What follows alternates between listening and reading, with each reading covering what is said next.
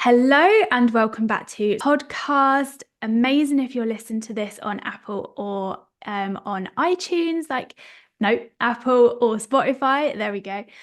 But it's also going to be on YouTube. So if you are watching, I have a very special guest with me, and this is Ellie. And Ellie has gone from working at Co-op for £6 an hour to a six-figure business owner in the same year. And 5 years on, she is blowing up bigger than ever, having 5 months, five-figure months, creating her dream life and spending it with her dream man. But to say this girl hasn't had hardships in her life, that really tested her and knocked her confidence would be an understatement. So I cannot wait for you to hear her story. So without further ado, welcome Ellie. Hello, how are No, you? Emma, that intro, oh my God, like getting me emotional. No, thank you so much for having me, Emma. I'm so honored to be here. And it's just, I think I also just want to say, like, it's such a proud moment seeing you with your own podcast and just in your element with your red blazer. It is such a massive slay. So thank you so much for having me. On brand, I baby. Yeah, we love it. So yeah, I'm Ellie. I'm the founder of Style and Social, and yeah, I've definitely had a crazy, crazy 5 year journey of running Style and Social. But just for a little kind of like recap and overview. So on the outside, what we do is we help women build obsession-worthy personal brands. But what we really do on the inside, and I think this is kind of like the deeper mission and core to Style and Social, is we help women close the story that their authentic self isn't good enough. So that's kind of like the whole core purpose of Style and Social. And a little bit about me. I'm definitely a nutter. I feel like I'm the nutter of this industry. Like I have a lot of fun and I think I'm recognized for my fun and my banter, I swear. I think I'm definitely that person that will have people turning heads and either like side eye or it'll be like you are my type of person. And yeah, and we love it. So that's me and that's Style and Social. Yeah, we love that though. We love a bit of authenticity as well. So yeah, Yes. everyone doesn't need to be professional all the time. Like that's what I love about you. And also the fact is Ellie actually is my coach. So that's why Ellie was a bit like, this is a proud moment. So yeah, there's a little bit of context there. So obviously take us back to the time when your business was born. Like, what was your life like then? Yeah, so when I started Style and Social, I had, well, at the time I was working at Co-op. So if you're not in the UK, that's just a supermarket in the UK. And yeah, I was on something like £6 an hour. I was stuck in the shelves. I was putting people's shopping in the till. And actually, the classic line that was already said to me was like, smile, it can't be that bad. And like me at that time, I was like, mate, it is that bad. Like you come behind this till and try and do this for 5 years. Because also worked in retail for 5 years. So I worked in various different shops and Co-op was kind of like the last shop, if you like, the breaking point where I was like, I don't want to work in retail anymore. But as much as I say like, and I joke around like hating Co-op and stuff, I also think it taught me so many valuable life lessons and also lessons in my business where I am now, I can have the confidence that I have, the communication that I have. I also think, and anyone who's worked in retail will agree, retail is very character building. It gives you, Yes. yeah, it's very character building. It gives you a lot of kind of like this thick skin and this backbone. And yeah, you just learn a lot about yourself in retail. And I also think it makes you a very nice person in the real world. And like next time you go into a shop, you're always that person who's like extra, like, oh, thank you so much. You know, you kind of, Josh always says to me, like, you don't need to say thank you 10 times. I'm like, I want them to feel nice. But yeah, so basically working in a supermarket, I was also living. So when I started Style and Social, I was living in my mum's spare room, which was in the loft, and it wasn't like a proper bedroom or anything like that. It was kind of like a last minute thing and put a bed in there. But my whole entire kind of childhood prior to Style and Social was very chaotic. Um, I didn't necessarily have a permanent home. My nan and granddad pretty much raised me. My mum and dad were around here and there, but I feel like the main part of my childhood I remember is being with like my nan and granddad. That was kind of like I don't know for how many years, a good period of time. And I still saw my mum and dad here and there. And obviously my mum and dad raised me for probably like my first 11 years of my life. So, um, Yeah, it was a bit of a chaotic childhood. I didn't enjoy school. I hated school. I got picked on for being like too quiet and asking why I never speak. Which people probably listening to this now, like, there's no Polar fucking opposite. way. Yeah.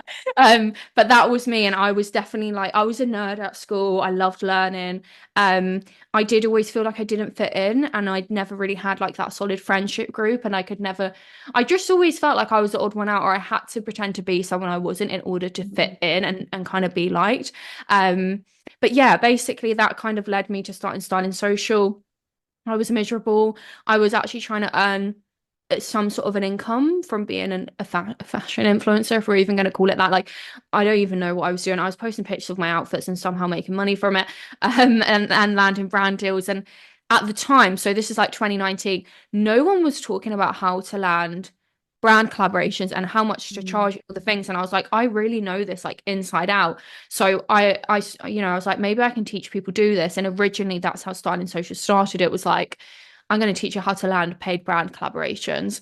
Um, but the main reason why I started that really was because ultimately I hated my life and I hated my job. I had no money. I was living in my mum's spare room, and um I was like, I am not even going to be able to like rent a property, let alone buy a property or do anything with my life, go on holidays or anything if I stay in this job. So that was kind of like at that point in my journey in 2019, that was my drive, was like Mm. for selfish reasons. And I'm sure like as this episode goes on, you'll hear about how things change. But originally, and I think for a lot of us, is why we start, it's like I did it because I wanted the freedom and I wanted to do something I enjoyed every day, and not stack the shelves with Cocoa Pops. So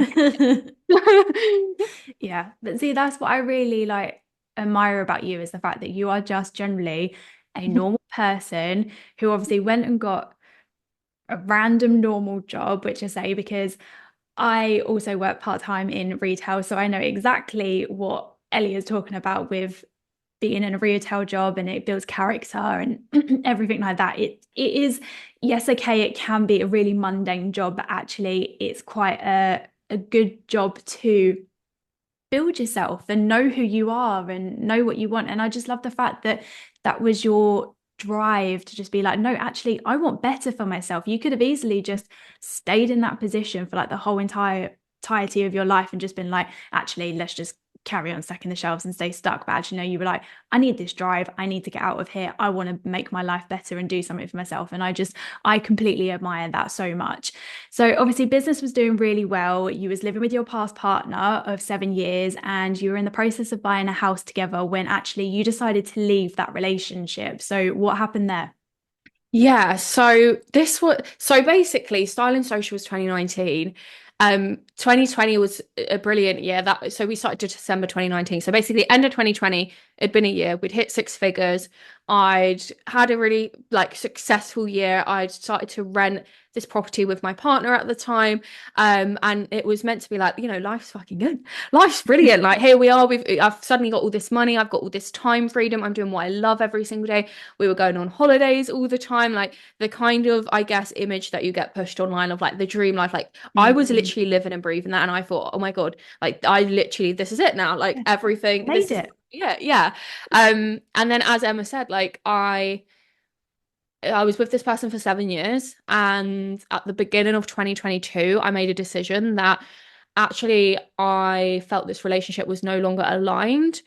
It was like the breakup was absolutely fine. It wasn't like some crazy thing. I think people love like when there's a story. There wasn't really a story. It was more just kind of like we had this conversation, and I think we both knew like it wasn't serving either of us, and we tried to make things work, and it just wasn't working.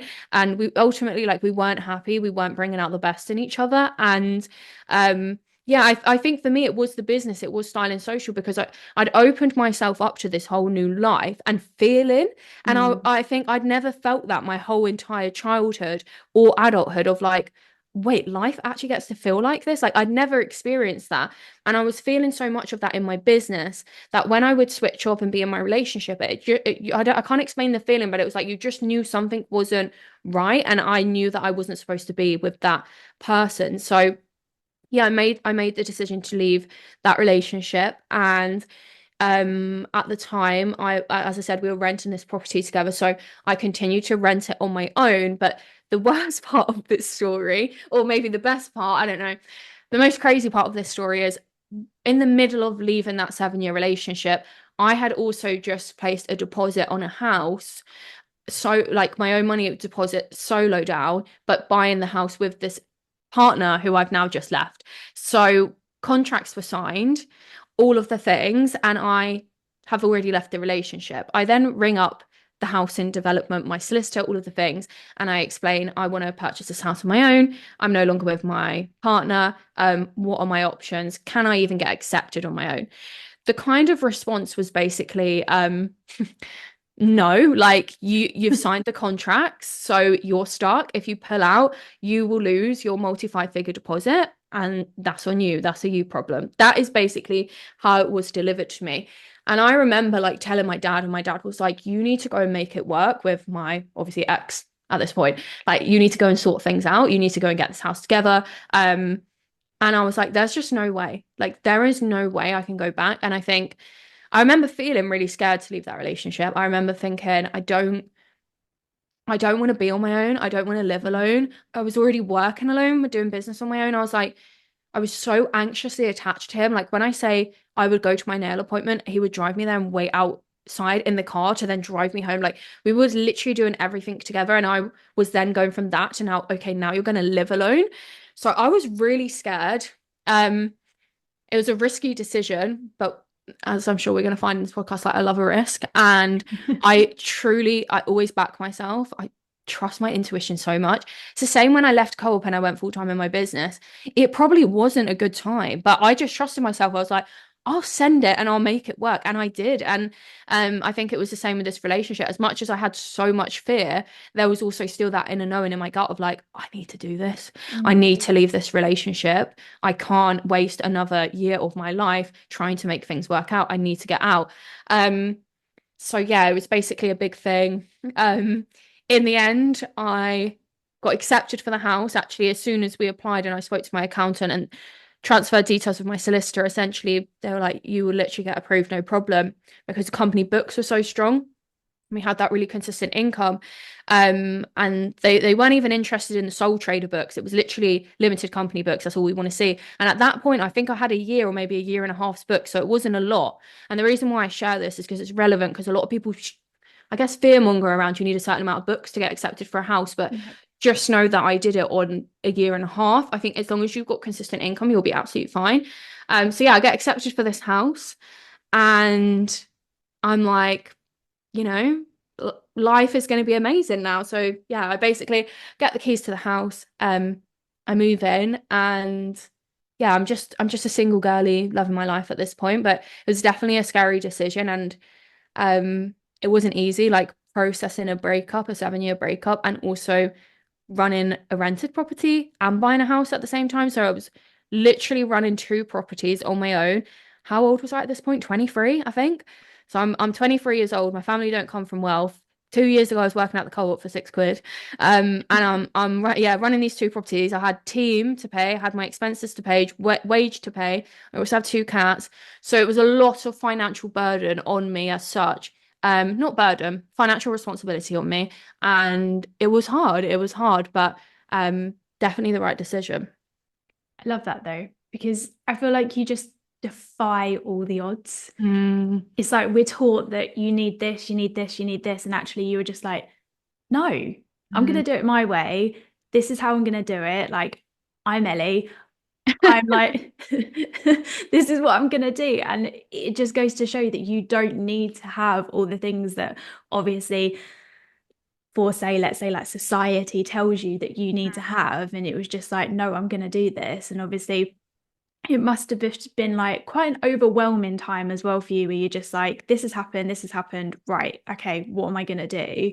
And it's Mm. almost like freak out a little bit, but actually, no, this is what I want, this is what I'm gonna do.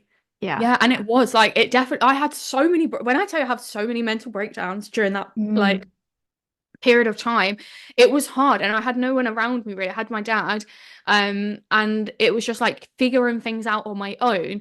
But I also think that was one of the best things to happen to me, because it taught me so much. It gave me a skill set that I could then transfer into business and other things yeah. in life. But yeah, it definitely was. It was overwhelming, and there was no straight answer of yeah, 100% you were gonna.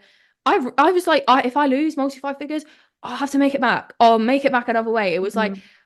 I valued my happiness and my day-to-day life more than I did care about losing that money. And I know I'm in such a privileged place to say that because I had a successful business. But even at that point, like you have to think the business was only like 2 years old. It was fucking scary. Like it was Yeah. scary. And um yeah, like I think I documented a lot on my stories, kind of like when I came out the other side. But yeah, it was definitely a scary, overwhelming and emotional time. And it wasn't straightforward buying the house. Even though I got accepted within 24 hours, like I got my offer, my mortgage offer straight away, mortgage principal, Mm. all the things. It was still then the development weren't really happy with it because what they wanted to do was Yeah. keep my deposit, resell the house again, Yeah. get another person. So it wasn't like a straightforward thing. And I think I experienced a lot of like not ideal stuff happen in like the sales office around being a solo woman purchasing a property, but that's a story Mm. today. Yeah, definitely. No, I think like obviously, um, where you're saying like obviously, yeah, your business was like six figure or so, but you're still a baby. Like your business was still like Yeah. literally just started, and anything could have happened. Like you know, a lot of businesses still fold after like 4 years or anything like that. Like you generally didn't know what was going to happen because you had so much self trust in yourself, and you were like, this is going to happen, and it obviously it did. And like when it comes to things in your life, there's always a lesson to be learned about whatever happens in your life, and that's what's going to build you as a character. That's what's going to make you stronger. And like you say, you've put it into business and be like, right, these are the lessons I learned, take Yeah. it, and this is how I can help someone else do Do the the same same. thing. Yeah, which I Yeah. absolutely love about that. So obviously your life looks very different now that obviously you're single, you're a solo homeowner. Let's talk about obviously what happened in that year. Yeah, honestly, I feel like every year it's just like another big thing. But if there's one thing to take from my journey, it's like if I think for me, I got to this point where I was like, anything is possible. If I'm involved, I will make it happen. Like I truly believe Mm. there's nothing I can't not make happen. Yeah. So yeah, this year, when is this? This is like summer of 2022. So I'm like, I've got the keys to this brand new house, which I'm recording in right now. And I'm like, oh my God, this is everything I've ever wanted. Because obviously, as I mentioned at the start, I never had a permanent home growing up. I was constantly Mm. moving between like my mum's, my dad's, my nan and granddad's, my boyfriend at the time. Like I was literally everywhere. I never had this permanent home. And I was like, I want to give that to myself. I want to be able to give that to myself. So I'd got the keys to the house. And I never forget this. Like the day of moving into the house, I genuinely was so excited and so happy. But where this is a new build, you're also moving in the same day as 99% of people in your development because we were one of the first people in. Mm. And around me is every couple moving in together, obviously, and getting the picture where like for example, like I just think of people on my road, like the man is like holding the woman and the woman's like there with the keys, the cutesy picture, whatever Yeah. it was. And I'm like there with my dad moving in. We didn't even have a moving van because again, it was just like this whole thing. They didn't really tell us we were getting the keys. I just suddenly got the keys and I was like, okay, cool. So my dad's like taking the day off work and we're using his car. We must have done like 16 trips Oh to gosh. move everything. I don't think I've ever shared that from my rented house to this house. And with like fucking like mattress hanging out the car and everything. Trying to get everything in. And we move in, and I think the last thing we got in was the cats. And the cats were in, and dad was like, I'm going to leave now because it's like 1 a.m. and he starts work at like 4 a.m. He's like, Mm. nutter. Um, so it's like 1 a.m. My dad goes, and I'm there with the cats. And I was sitting in here actually, I was sitting back there. I remember I sat in the corner of this office and I was just like looking around, like, what have I done? Like, I'm in this massive house and I'm on my own. I'm literally fully on my own in this massive house. And I had this moment where it was like, I feel so proud. I also feel scared again. Mm. And have I made the right decision? And all of the things, even though I knew I'd made the right decision. It was also that time of year where I was clubbing all the time and getting drunk all the time. And I just really neglected myself and neglected my business to avoid feeling the feelings. Um, but what's so weird about that period of time, and I think I've shared this before, is like, as much as I was doing that, the days that I wasn't doing that, I was doing like shadow work and healing and journaling and meditations and all these things. So it's like, in a weird way, I was healing, but also numbing at the same time. It was such a weird time. Mm. And I'd got myself in a lot of financial, um, I say financial mess. Everyone I say this story to is not financial mess.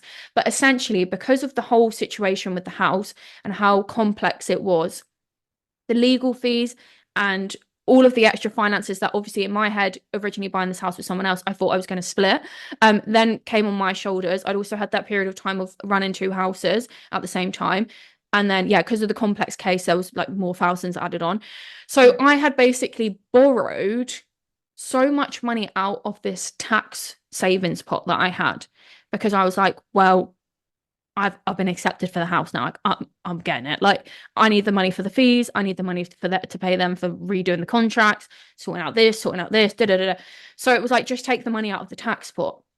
Now I was really lucky that I had that tax pot because it meant that I didn't have to take money, borrow money, credit card, anything, get in any other mess. It was like borrowing from myself.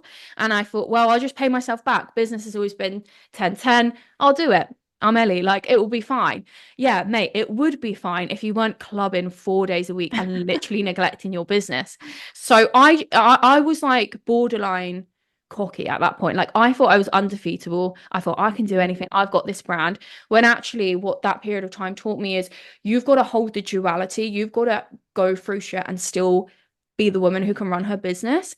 And yeah, I think there was a period in that time where I was like, I felt so disconnected from Sign Social. I was like pivoting, trying loads of different things. Nothing felt right.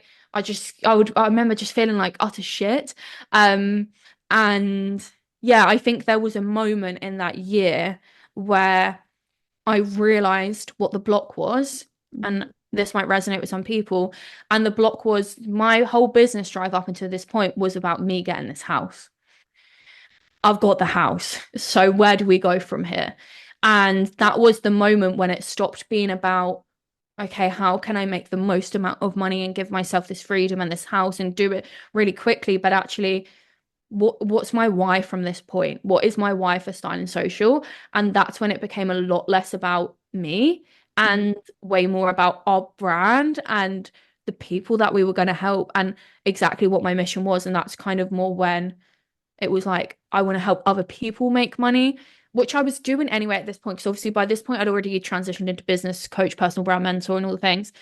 But yeah, it was definitely like a moment where I was like, that's why I've been so unmotivated and neglected business. Is one, I went for a massive life situation. Yep. Two, I started to then think, well, now I just need to basically fill back this tax pot and I'm like chasing money. And we can talk about that in 2023 anyway.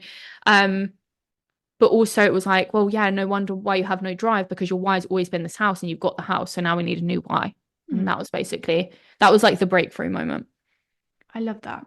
I love that so much as well. And like you talk to me as well about and like your clients about your why and Mm. that's your biggest drive when it comes to it. And it's so true because if you don't connect to it, then it's almost like, well, what's the point in doing this? Like, why do you actually want the business? What do you want to do with it? And Mm. yeah, I feel like myself personally as well, I've connected a lot to my why recently. And that is what has then, I think, completely flipped my mindset where I've just been like, actually, no, this is what I want. This is what I want to do. I want to help women feel good about themselves, like on the inside and the outside. And that feeling's priceless. I don't Mm. know if that's how you feel, but I Yeah. feel like that's just such a good way to describe it, that that feeling is just generally priceless when you feel like that. Yeah. And I think as well, like when you find a why outside of yourself, that is when you start connecting to your life's purpose and what you're here to do. And Mm. that is when things actually move even quicker than they do. And the money starts coming as a byproduct, and the success and all the things come as a byproduct because you're no longer obsessing over it. You're so detached from it. You expect it and you know it's coming and you trust it's Yeah. coming. But your drive to get up every day is like, it's like when you have those moments where you're going through a break or you're going through the shit and you feel like you don't want to get up, it's like you're not getting up for you anymore. You're getting up for the brand. You're getting up for all these people, all these women that are Yeah. on the other side. And for me, that was the thing that I guess saved me in that moment because I was, yeah, as I say, drinking a lot and just becoming really miserable. Yeah. And I think that's the thing. Like I say, for example, you could have it on like a superficial level as to why you're running a business. So in fact, you could be like, yeah, because I want the dream life. I want to go traveling. I want to have the house or anything like that. When actually that's not a deep why into you doing it. That's just something you can have as a byproduct of having your business. It's not something that actually is going to drive you because, like you say, once you had the house, it was then like, well, what now? And then Mm. you're just constantly chasing the next thing and chasing the next thing. Whereas, obviously, if you have a deeper why as to what you're doing the business for, you're never going to chase the next thing afterwards because you're always going to be fulfilled. You're going to be Yeah. satisfied with what you're doing. And this is the piece because you're just then every single day you're connected. Like Mm, today, I got up, I was like buzzing. I'm like, Diamond Membership Girl, got podcast with them. I'm going to record for the 1% House. And you're getting excited for your work because you're starting to think about all the mm, lives that you can change. And I know it's so easy for me to say it because I'm in the house and I have the money and all the things. But truly, I think there's going to be, it's different points in your business in different seasons. And yeah. if you're at the point where it's like you feel unmotivated, I would look at your why and also know that you can still have goals. Like I have on my vision board, like I want to get my white Audi and I want to get these things. You can still have the materialistic things, but it's exactly what you said, Emma. It's like not having that as the only goal Yeah. because there's going to be a moment where you get that thing and then you're like, well, now what? Like, Yeah. where do I go from here? Yeah, exactly that, literally. So obviously you did so much healing.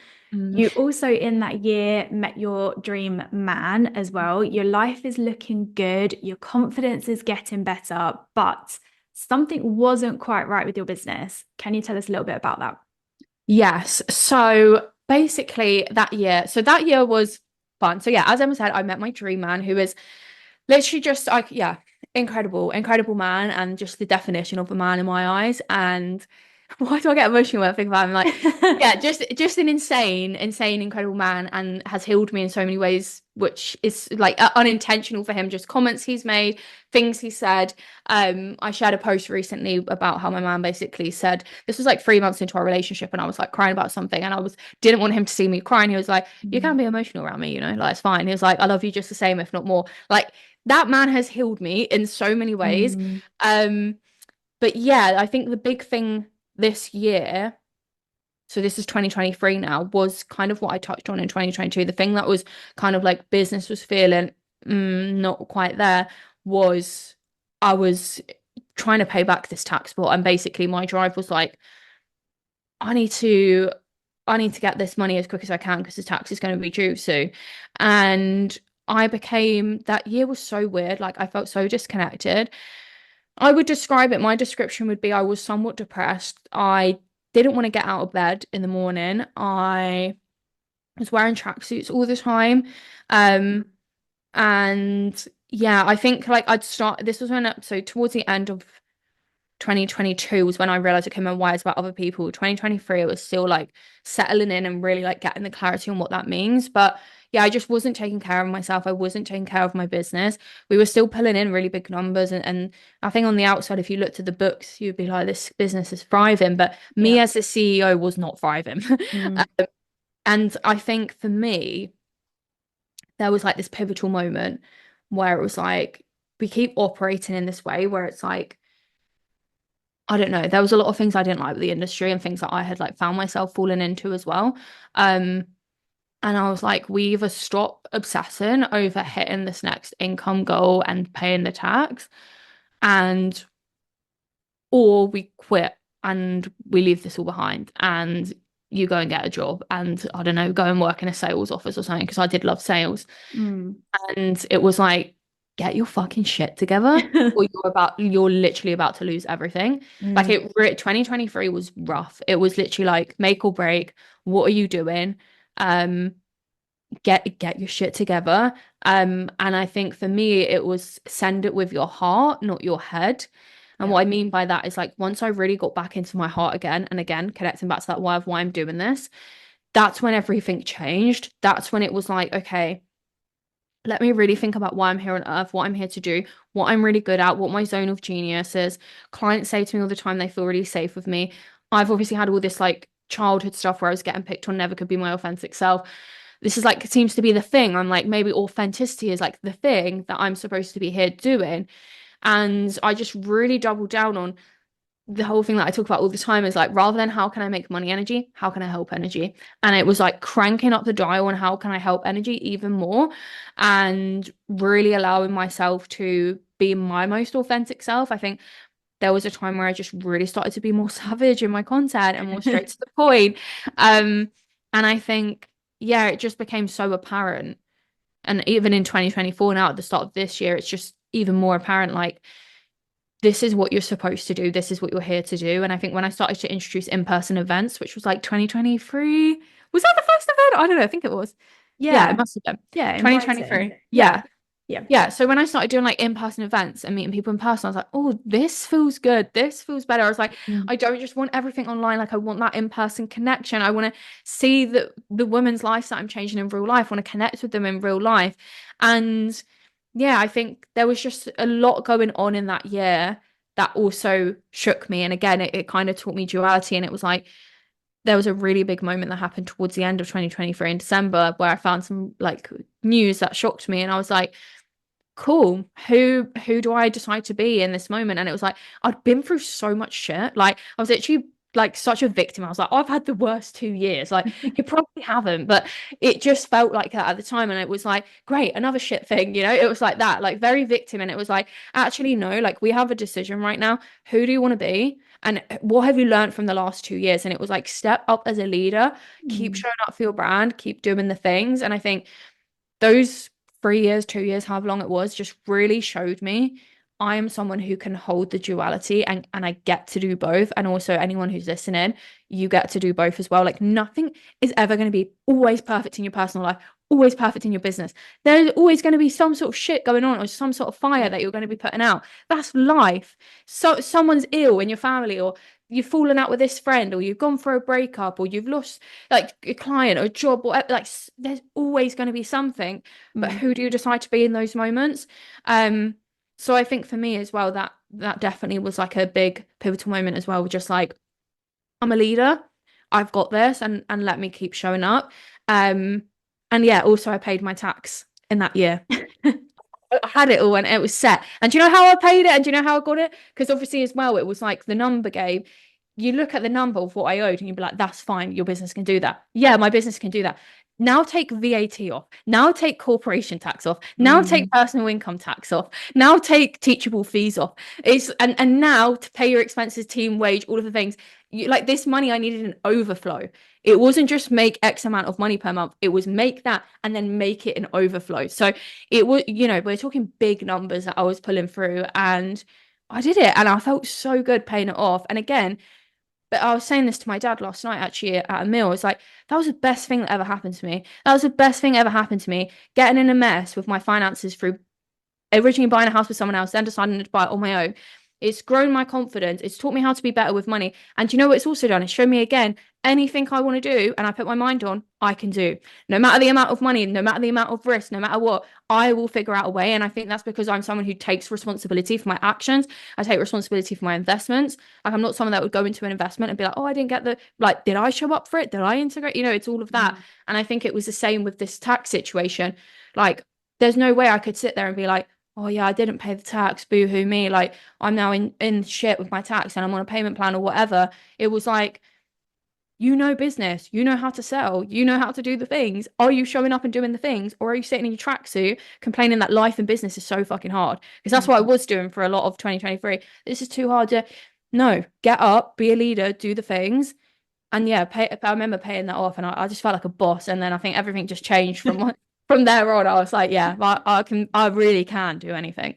Yeah. And you literally can. You are someone who just, even if you feel the fear, like you always say to us, feel the fear and do it Do it anyway. anyway. You've got to do it because, yeah, okay, you feel the fear and that could be something that could hold you back, but think of the outcome afterwards.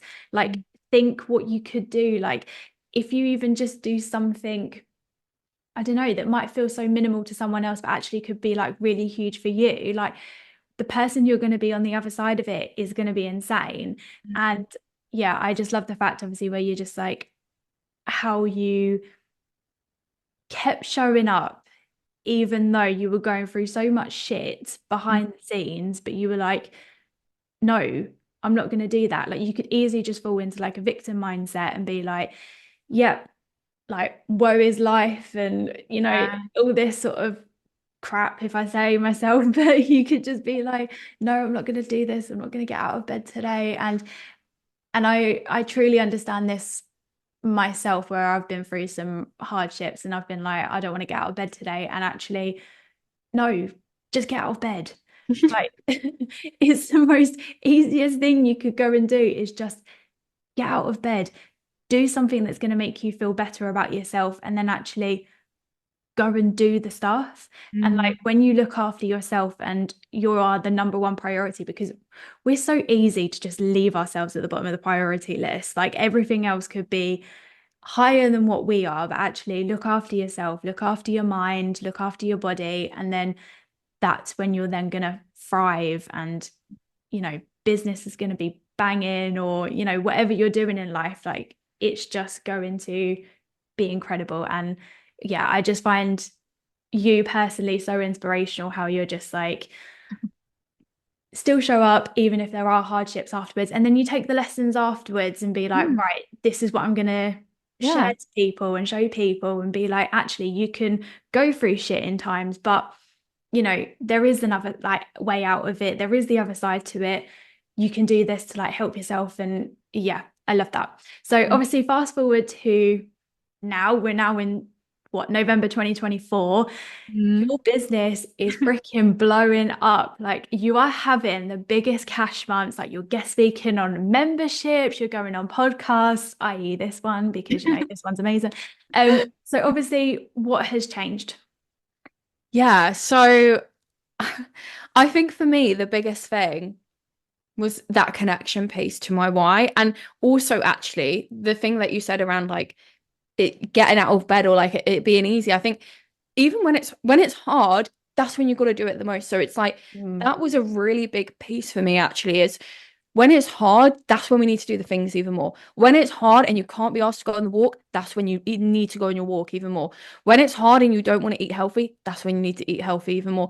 And it was really like having that mindset. I've got on my whiteboard as well, like a certain week we had in business, and then just like you can do anything, Ellie. And I think just having those reminders everywhere around me, and I think doing the hard things when it's hard and knowing that's when I need to do it more because that's when the identity shifts.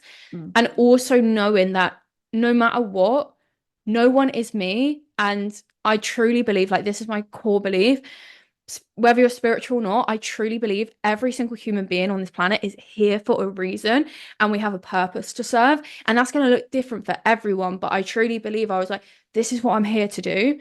So I need to do it. I've got women that need my help. And I think actually a really big pivotal moment was the content day in August of this year when I met so many of you again. And that day was just phenomenal. The amount of fun we had, the amount of connection oh my God, so much coming out, fun. literally, and like everyone messaging me after, like, I've never felt like I fit in until that day. I've never felt like I've got on with women until that day, or I've never felt like I could be myself Mm. until that day.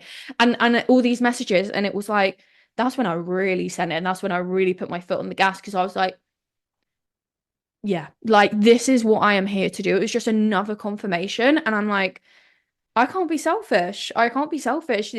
These women are literally on this earth. I believe as well that your path crosses with who it's supposed to cross.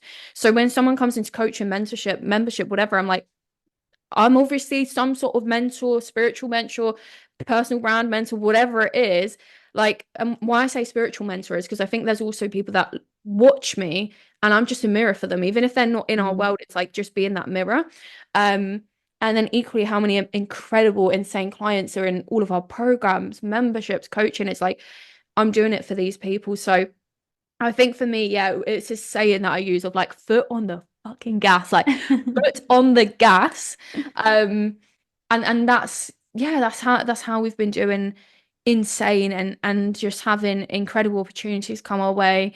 Guesting on people's masterminds, going to podcast studios and recording and being on this podcast as well, and um connections, going to events and just yeah, I think the big thing is just doing the hard things when they're hard, that's when I need to do it even more.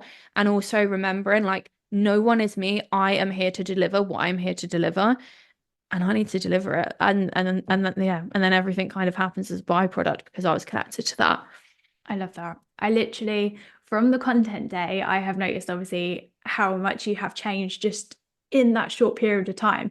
And I feel like, yeah, it was such a pivotal moment for you. And to be fair, I feel like it was such a pivotal moment for myself as well, Yeah. obviously going to the content day. Like it was just almost like I felt like I found my tribe, if that makes sense. Like there was only a couple of people that I actually knew in real Yeah. time, and everyone else I had no clue. And I myself was obviously extremely nervous to go to it because I was like, I don't know anyone. Like, oh my God, what? And it was the whole fear of like, what if I'm going to get judged and all that sort of thing. Like that came flooding back to me. And actually, once we got there, it was like the instant connections with people. It was just like one big huge party as well. But it was just such a fun and exciting time. And it was just you thought, this is my tribe. Like these women are going through the exact same thing as you. And I feel like sometimes family or anyone close to you may not necessarily understand what you do, whereas obviously women like that, they know exactly what you're going through. And yeah, the shifts I've seen in you just purely from the content day have just been insane. And I feel like you've just been, especially this year, everything's been building up, I think, to that moment, I feel like. And it was Yes. just you Mm. just had that huge momentum that just literally went. And then as soon as you got to that content day in August, everything's just blown up and you've just gone stratospheric It, day, it really. it really was like it. That is the day. That's the day when everything. And it's mad that we can pinpoint that because I look back and I'm Mm. like, I do really think since so that was August. My dad was saying this to me yesterday. He's like, you've been mad since like summer, and it really was what you said. It was all of those lessons from Yeah. 2022 when I left the 7 year relationship. Most people 100% would have given up in their business in 2022 or 2023. Yeah. During those 2 years, they were like the hardest years of my life. Some of 2024 was hard as well. Because obviously I had the news of December 2023, so that still carried into 2024. But like you say, that was all making me the woman who Mm. can now hold the success and hold the people and the clients that I have now. I wouldn't be able to be the leader I am now if I hadn't led myself through all of those situations. And I agree. I think that is why we've blown up, is because it's like universe is like, you're the person now.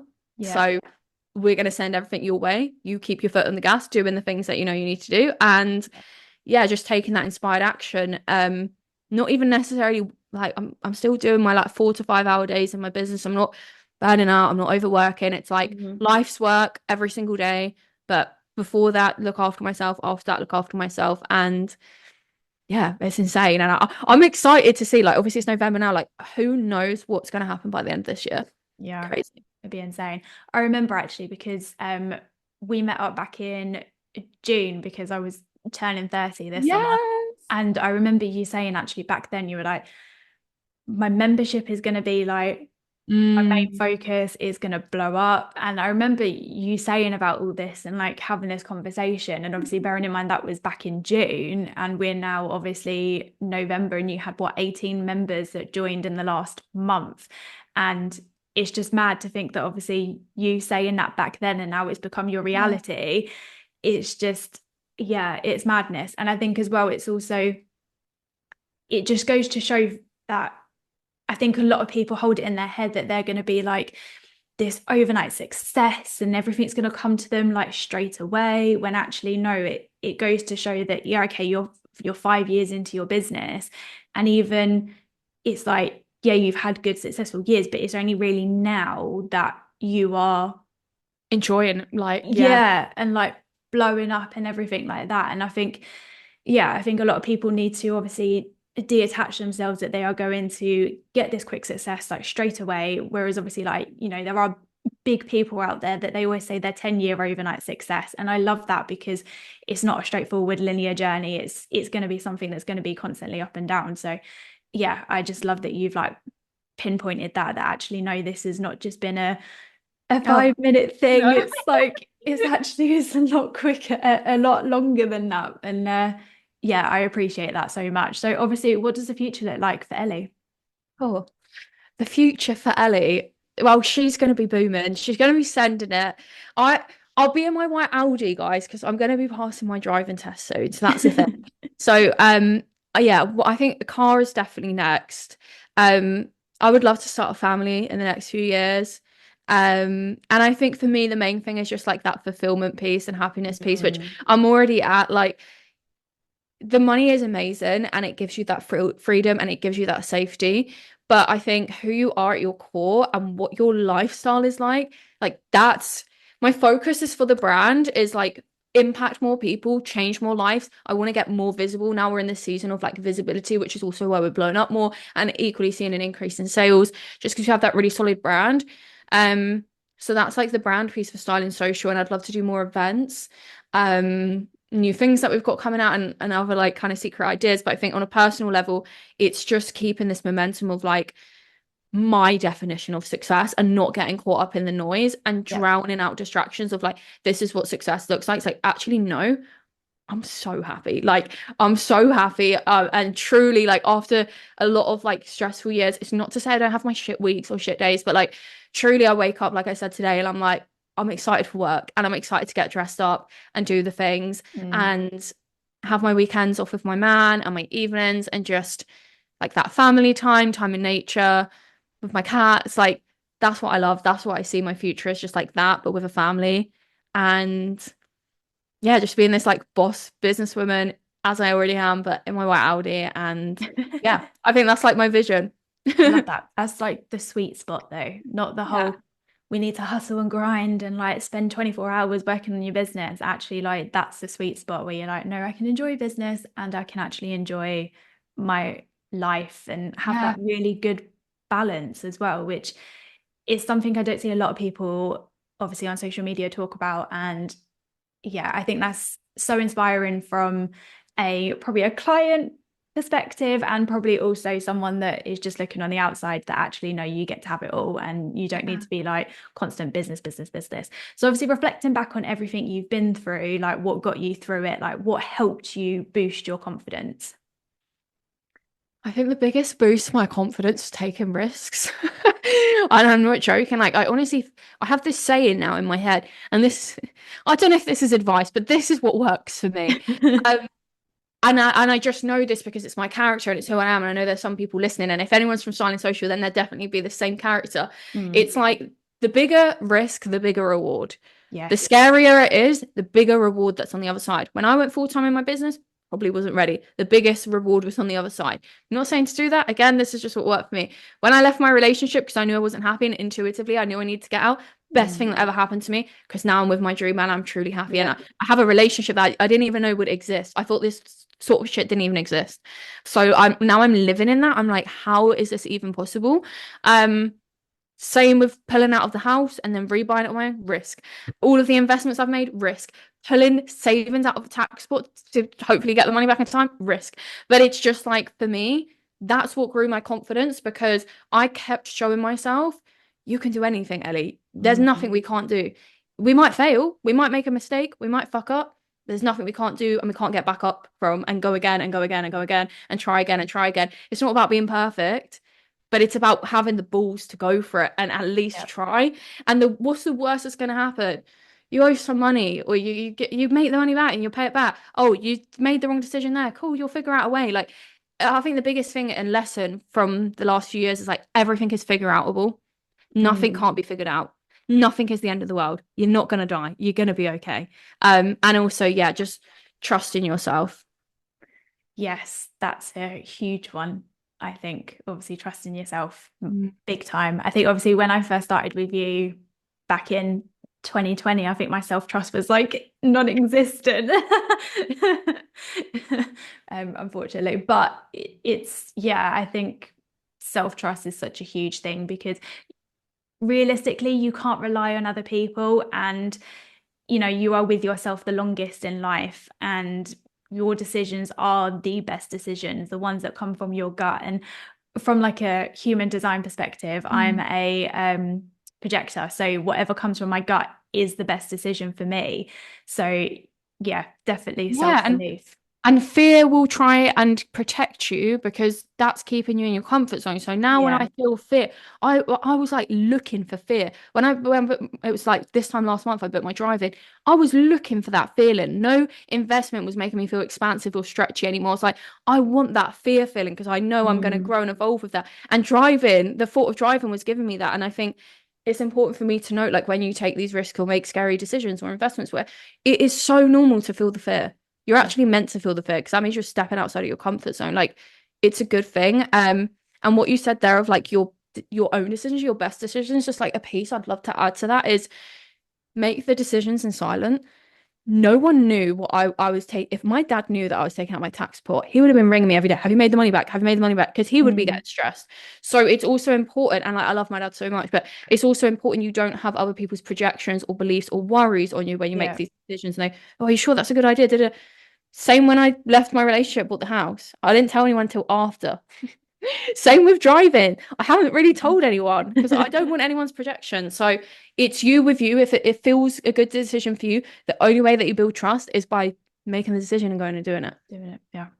Love that so much. So for obviously anyone who is listening right now and is actually struggling with their confidence, what top tips would you give them? Do it for you. Like, do it for you.